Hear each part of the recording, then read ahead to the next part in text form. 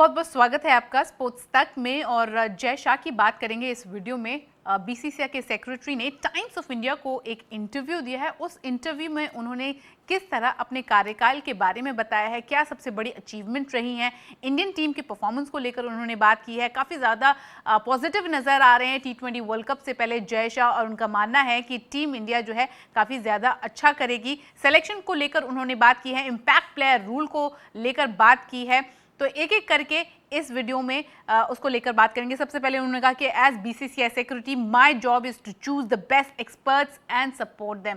Best expert choose करना, उसको support करना मेरा काम है बतौर बीसीसीआई सेक्रेटरी। इसके अलावा आईपीएल के पिचेस को लेकर जो सवाल उठाए जा रहे हैं कि वन साइडेड है, सर सुनील गावस्कर ने कहा, उस पर उन्होंने क्या जवाब दिया उस पर भी बात करेंगे। सबसे पहले मैं आपको बता देती हूँ, उनसे अचीवमेंट के बारे में पूछा गया, उनका सबसे बड़ा अचीवमेंट बतौर बीसीसीआई सेक्रेटरी क्या रहा है। उन्होंने कहा कि 2020 में यूएई में जो आईपीएल कराया गया था कोविड के दौरान, वो जो है कराना काफ़ी ज़्यादा चुनौतीपूर्ण था। और उन्होंने कहा कि आप अगर बाकी दुनिया के स्पोर्टिंग इवेंट्स को देखें, चाहे वो ईपीएल हो या फिर ओलंपिक्स हो या फ्रेंच ओपन हो, वो पोस्टपोन और कैंसिल हो गए थे। तो दुनिया को दिखाया बीसीसीआई ने कि वो क्या अचीव कर सकते हैं, और ये दिखाने में सक्षम था बीसीसीआई। और इस चीज़ को जय शाह ने अपना सबसे बड़ा अचीवमेंट बताया उनके टेन्योर का। इसके अलावा इम्पैक्ट प्लेयर रूल के बारे में भी उन्होंने बात की,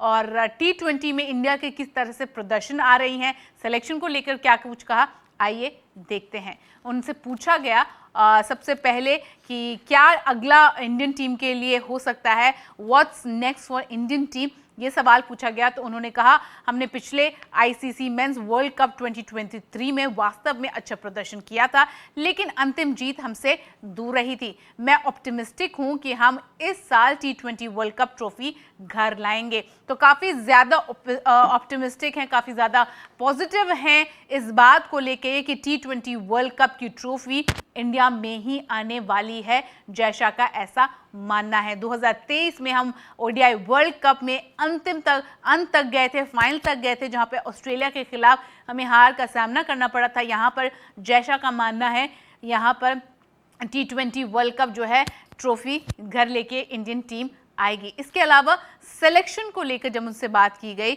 और करंट फॉर्म को लेकर उनसे बात की गई, तो उन्होंने कहा इसमें फॉर्म और एक्सपीरियंस के बीच अच्छा बैलेंस है। चयनकर्ता केवल आईपीएल परफॉर्मेंस के आधार पर चयन नहीं कर सकते, चूंकि ओवरसीज एक्सपीरियंस भी आवश्यक है। तो ये साफ शब्दों में जय शाह ने कहा है कि जो सिलेक्शन है वो केवल और केवल आईपीएल के परफॉर्मेंस पर नहीं होती है, ओवरसी एक्सपीरियंस भी आपको देखना होता है। तो कहीं ना कहीं उन्होंने हिंट दिया है जिन खिलाड़ियों की सिलेक्शन हुई है और जो सवाल उठाए जा रहे थे कि आईपीएल की परफॉर्मेंस के बेसिस पर, उस पर उन्होंने ये साफ शब्दों में कह दिया है कि बिल्कुल नहीं, सिर्फ आईपीएल परफॉर्मेंस मैटर नहीं करती है, आपको ओवरसी की परफॉर्मेंस भी देखनी पड़ती है। इसके अलावा बहुत सारी चीज़ें हैं, जैसे मैंने आपको बताया कि उन्होंने अपने उनसे जब पूछा गया कि T20 वर्ल्ड कप के लिए कौन कौन से कंटेंडर्स हैं, तो उन्होंने इंडिया, ऑस्ट्रेलिया, न्यूजीलैंड और वेस्ट इंडीज़ का नाम लिया। उन्होंने कहा इंडिया, ऑस्ट्रेलिया, न्यूजीलैंड और मेज़बान वेस्ट इंडीज़, क्योंकि वे T20 में अच्छे हैं। इसके अलावा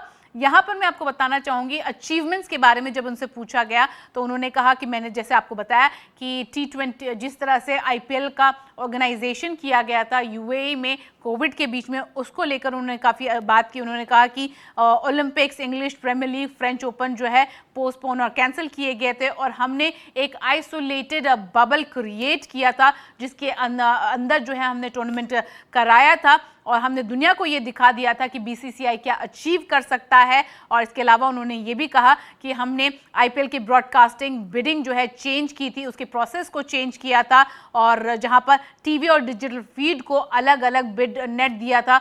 और इसके अलावा उन्होंने ये भी कहा as BCCI is representative in ICC, I also help boost our revenue due from ICC. तो कहीं ना कहीं जो रेवेन्यू है उसमें काफ़ी ज़्यादा उन्होंने कहा कि काम किया गया as per the new revenue distribution model.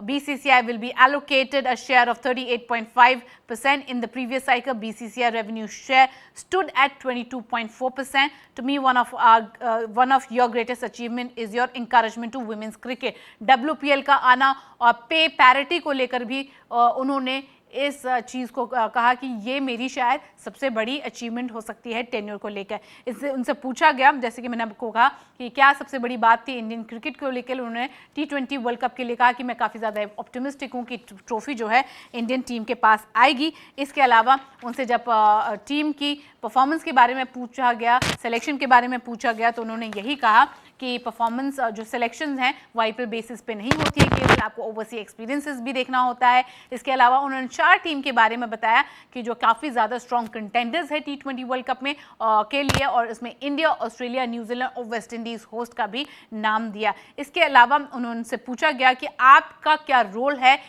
जिस तरह से इंडियन टीम हर फॉर्मेट में अच्छा कर रही है, सारे फॉर्मेट्स में नंबर 1 टीम है, आपका क्या अचीवमेंट है. उन्होंने यही कहा कि बतौर administrator I leave the cricketing decision to experts. मैं ये सारे डिसीजंस जो हैं एक्सपर्ट्स पर छोड़ता हूँ, जिसमें BCCI ने VVS लक्ष्मण को NCA का बागडोर संभालने के लिए उनकी नियुक्ति की. इसके अलावा राहुल द्रविड़ बतौर हेड कोच उनको लेकर आए गए. उसके अलावा उन्होंने कहा मेरा जॉब जो है यही देखना है कि मैं किस तरह से बेस्ट को चूज़ करूं, उनको सपोर्ट किया जाए, और I have full faith in them, I know they are doing a fantastic job. इसके अलावा उनसे पूछा गया कि BCCI किस तरह से टैलेंट को स्पॉट करता है, और उन्होंने कहा है कि yes, talents like Yashasvi Jaiswal and Rinku Singh were test cases for BCCI. वो BCCI के लिए टेस्ट केसेस है. We empower state association and give them guidelines to develop infrastructure. और हम उनको इंफ्रास्ट्रक्चर देते हैं, गाइडलाइंस देते हैं कि उन टैलेंट्स को किस तरह से डेवलप किया जाए, और हर स्टेट में टैलेंट्स को सर्च किया जाए. अगर कोई अच्छा कर सकता है इंडिया के लिए, हम उनको NCA में देते हैं, रिक्रूट करते हैं, और इस तरह से यंग टैलेंट्स को लेकर आया जाता है. इसके अलावा इम्पैक्ट प्लेयर रूल को लेकर उन्होंने क्या कहा, इसके अलावा वो देखते हैं. इम्पैक्ट प्लेयर रूल को लेकर उन्होंने कहा ये एक टेस्ट केस है, हम खिलाड़ियों, फ्रेंचाइजी और सभी संबंधित लोगों से कंसल्ट कर रहे हैं. मुझे लगता है कि मैच अधिक दिलचस्प हो रहे हैं, अधिक भारतीय खिलाड़ियों को खेलने का मौका मिल रहा है. यदि हमारी कंसल्टेशन से डिससैटिस्फैक्शन रिवील होता है तो हम इसे बदल देंगे. तो उन्होंने ये चीज़ क्लियर की है कि अगर कोई भी इससे खुश नहीं है तो इस रूल को बदल दिया जाएगा. लेकिन लगातार इस पर डिस्कशंस हो रही हैं, चाहे वो फ्रेंचाइजीज़ के साथ हो, हर एक लोगों के साथ इस पर डिस्कशन लगातार होती नज़र आ रही है इम्पैक्ट प्लेयर रूल को लेकर.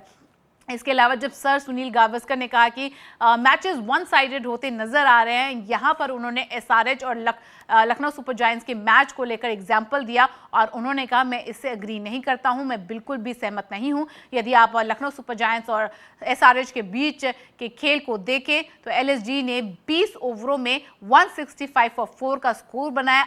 उस पिच पर SRH ने लगभग 9 ओवर में बिना कोई विकेट खोए लक्ष्य का पीछा कर लिया.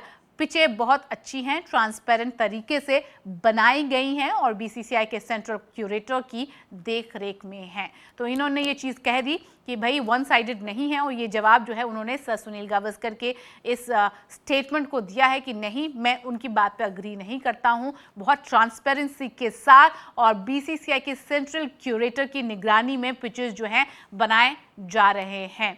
और जिस तरह से इंडियन टीम की परफॉर्मेंस है IPL में, सारे खिलाड़ी अच्छा करते नज़र आ रहे हैं, तो जय शाह काफ़ी ज़्यादा ऑप्टिमिस्टिक हैं इंडिया के T20 वर्ल्ड कप के चांसेस को लेकर. उम्मीद करते हैं ये वीडियो आपको अच्छी लगी होगी. अच्छी लगे तो लाइक कर लीजिए, शेयर कर लीजिए, और हमारे चैनल को सब्सक्राइब करना मत भूलिएगा.